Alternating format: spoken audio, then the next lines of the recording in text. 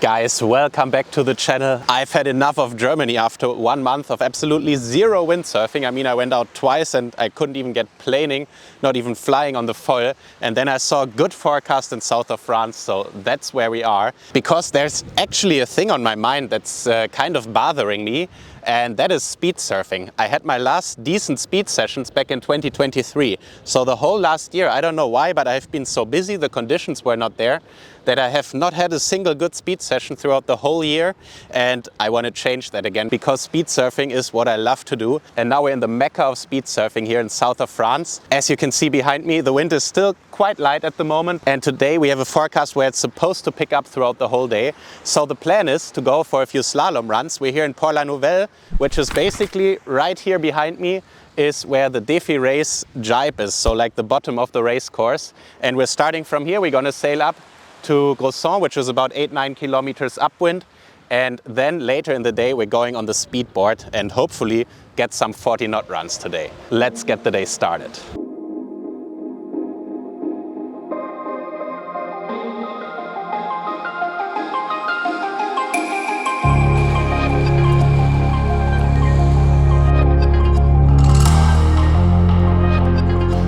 Alright, so I actually got the new 107 Future Flyboard, the Dark Horse, and I've been using the whole last season the 117. This year I ordered the 107, and the big difference on the 107 compared to the 117 is that the 107 has a mono-concave bottom shape, and this in theory should be a lot faster than a double concave, which most boards have these days. So that's why I'm here at Port-la-Nouvelle. I want to test the 107 for a few runs before heading over on the speed strip on La Palme.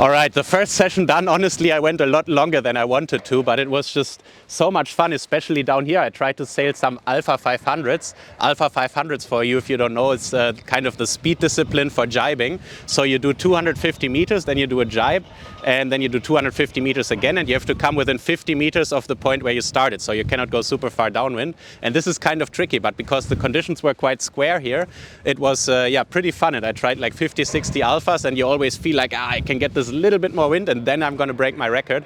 So I came actually within half a knot of my record, did 36.2 knots top speed, and now we're heading over to La Palme, checking out the speed spot and see if we can get the 40 today. Let's go. Alright guys, we just got here to the pump, and as you can see, the water looks kind of high. Let's check it out. So yeah, this is the way to the famous speed spot of La Palme.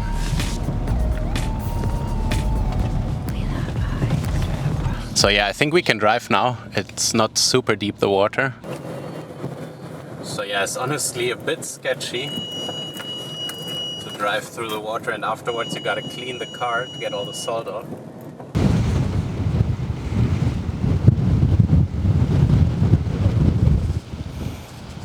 Oh man, I really need a haircut. Second session for the day. We actually did manage to drive onto the spot, but as you can see behind me, there's still a lot of water. And that's what happens when you have a south storm here. So that's coming onshore, and then the waves are rolling over the beach and filling it up, so you cannot drive on. So the next days, with having Tramontana, the offshore direction, the water should slowly push out. There's already some speed surfers on the speed strip, and the wind is a lot stronger, it seems like, than it was in Grosson. So I'm rigging 5.9 with the Speedboard. So pretty happy to get a speed session in. I don't think it's going to be super fast because the wind is not super strong. It's 20 to 30 knots, and in speed surfing, that's a bit meh. And the other thing is that the angle is, I think, very square, so you don't have a really fast direction. But anyway, let's have some fun, check out the spot, back to the Insta360.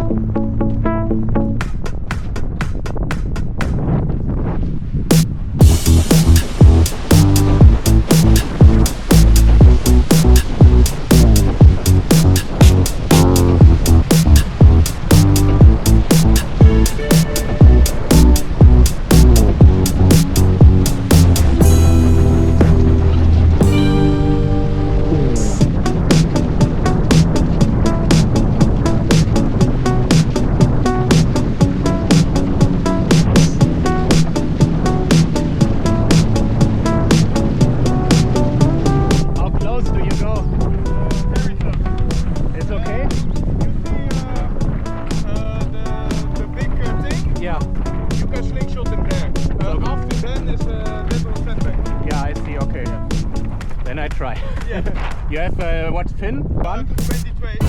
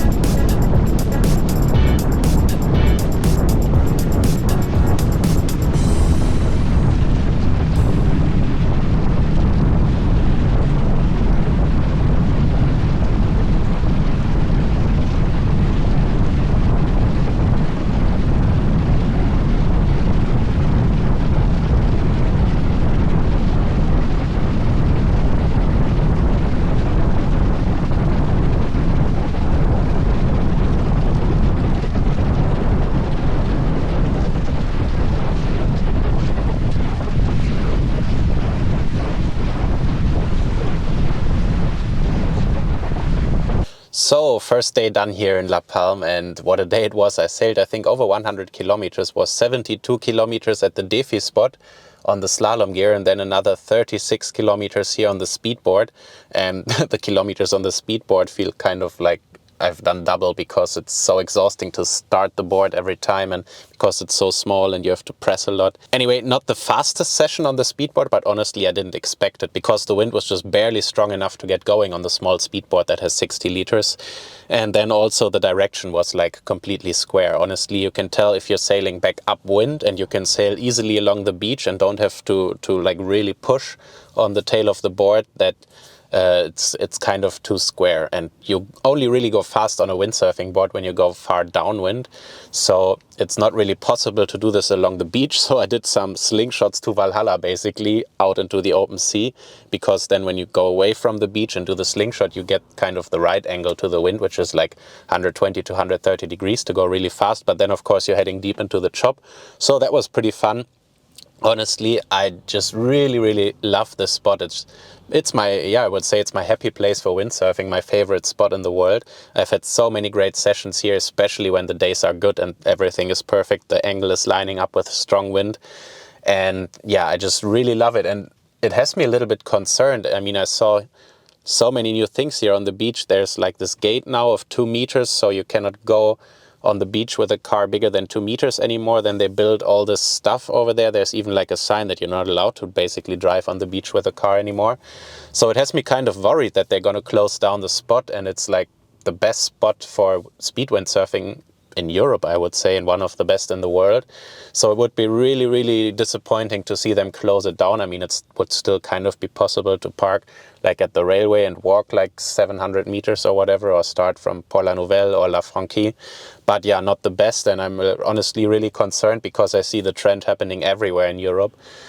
It's like in Germany and Netherlands, all the good speed spots, there's always a reason to close them down, whether it's for environmental protection or it's like some other reason. But the trend is for sure there, that they're closing down all the good spots, and it's getting more and more difficult with more and more rules where you can and cannot windsurf. So yeah, that's kind of unfortunate to see. I hope they're not going to do this to the spot. But as for the day, it was really fun. I'm happy I went to do the second session on the speed spot, because it was really good to get a feeling for the 45 speedboard again. Still didn't get the good speed session that I was talking in the beginning of the video. That's like 43, 44 knot runs. But for this, you really need the like great days, and then even on the great days, the like golden 20 minutes where everything is lining up. Hopefully throughout the next days, we're gonna get something. But for now, thanks for watching. See you in the next one. Hope you enjoyed. If you did, leave a like, subscribe to the channel. It would really help me out, because we're, I think, 100 subscribers away from 10,000 now. So that's pretty cool to see. So thanks to all of you guys who are subscribed to the channel. And yeah, see you in the next one, guys. Bye.